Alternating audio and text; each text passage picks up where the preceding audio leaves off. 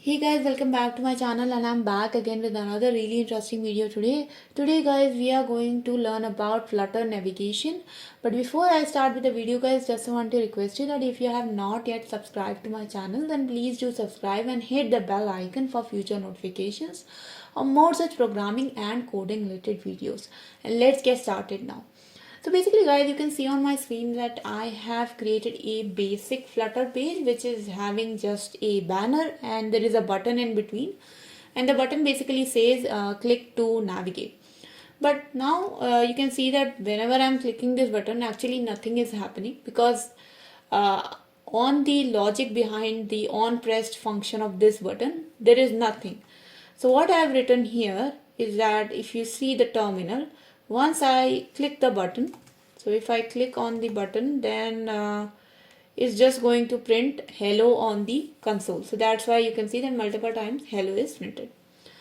Guys, if you don't know how I actually created this page and how I created this button, then I highly recommend you that you go watch the initial videos I created for Flutter and also the gesture video, which was my last Flutter video. You will understand how the buttons are created and how you can create events on the click of the button. So here you can see, if I show you the code, basically I have created a stateless widget, and inside the widget there is a body and the child of the body is a text button. This button is having a on pressed function, and you can see that I'm doing nothing here, I'm just printing hello, right? But that's not our purpose here. Our purpose is actually to navigate the user from this page to another page. Now, we know guys that in case of Flutter, everything is a widget. Okay, so basically this home page, so this class is called as home page. It is nothing but a stateless widget, and this stateless widget is actually the by default home of my class called as my app. So by default we are rendering my app, which is also a stateless widget. And by default in this my app there is a home page which we have decided to be my home page, that's also stateless widget. What we want to do is that once I click on this button, then another stateless widget should get rendered, right? So if we want to render another stateless widget or another page, then we first have to create it. So here you can see guys that below this my homepage stateless widget, I have created the exact same stateless widget. This time this class is called as navigated page. So it is also the same. Here I also have a text button which is having a on pressed method, and if I press the method the button here, then it will basically print navigated on the console, right? But this stateless widget is currently not being rendered, right? It is currently not being rendered because by default my home page is being rendered.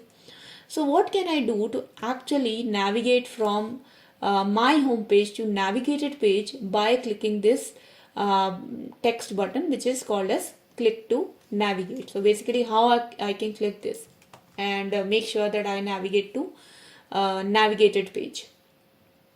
So guys, to perform this navigation, basically we need a class which is called as Navigator. Okay, so what we actually have to do, we have to create something called as Navigator of, and we have to get the navigator of the context, right? So you have to pass context in it.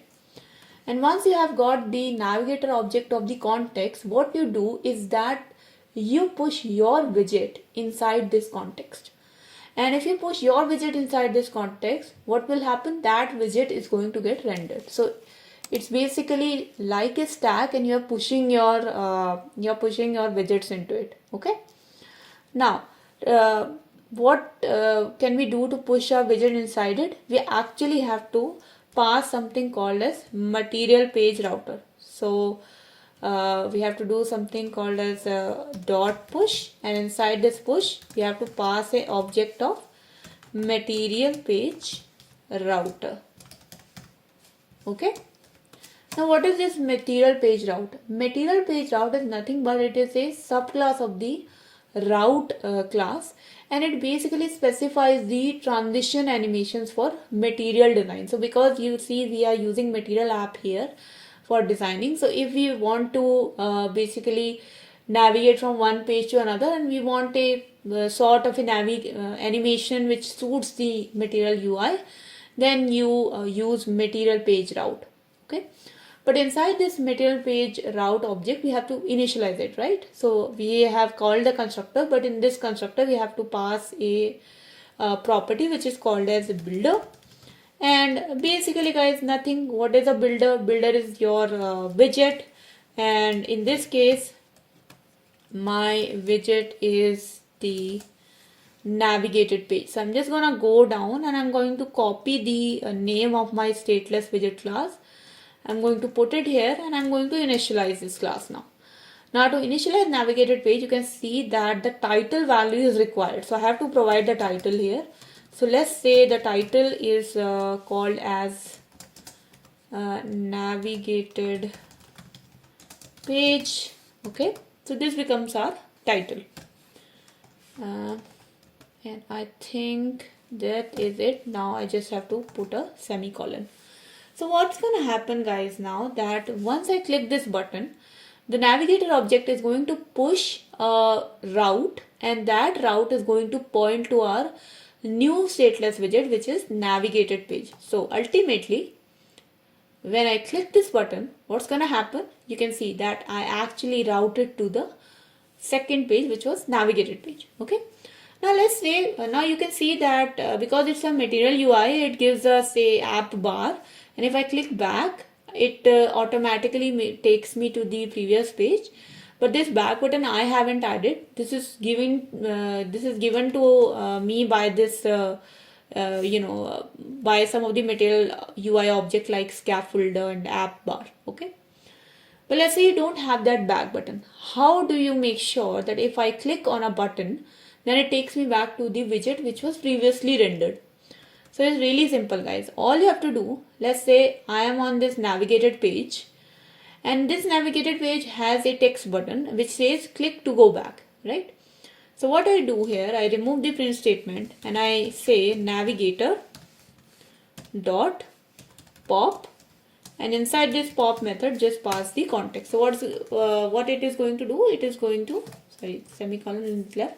So what it is going to do is, when you click the click to go back button, it is going to pop that last widget which was pushed inside the context, and it is going to render the previously created page. So now you can see, if I click to navigate, the button is now, we are now on the navigated page stateless widget, and the button shows click to go back. Now if I click here, you can see that I am again navigated back to the previous page. So I actually am now back. Okay. So that was about the navigation and routing guys. I hope this short and sweet video was actually informative for you. So basically we just use navigator object to push some widgets and navigator object to pop up the widgets if you want to go back. Okay.